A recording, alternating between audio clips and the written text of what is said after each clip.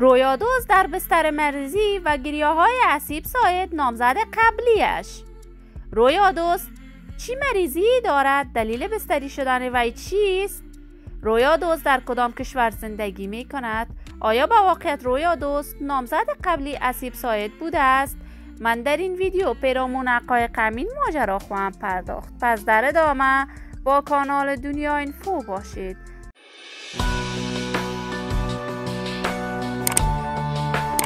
سلام، شما را خوش آمدید میگم به یکی دیگر از ویدیوهای جذاب کانال من. برای دوست شدن با کانال دنیا اینفو علامت سابسکرایب را فشار دهید. رویادوست یکی از هنرمندان با استعداد، مطرح و نامآشنای کشور است. وی نه تنها هنرمند با استعداد است، بلکه در 7 هنر زیبایی، خلاقیت، رسامی، هنر سینما و آرایشگری استعداد زیبایی دارد. رویادوست در اصل از ولایت زیبای هرات می باشد. وی در سن نوجوانی افغانستان را به مقصد جرمنی ترک کرد. رویادوست در کشور جرمنی تحصیلات دوره لیسه و دانشگاه را در رشته هنرهای زیبا به اتمام رسانید.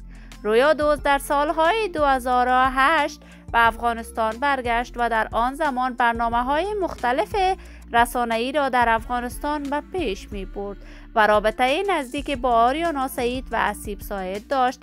وی همیشه در کنسرت‌های آریانا سعید اشتراک می کرد و در کنار اسیب می نشست.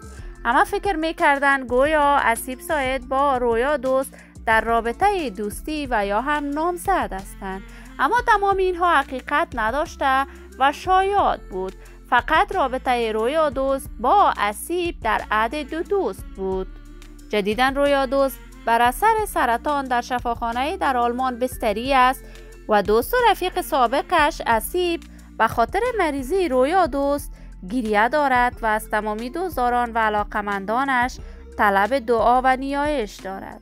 دوستان گل خوبم، شما هم نظریاتتان را در بخش کامنت با من شریک بسازید.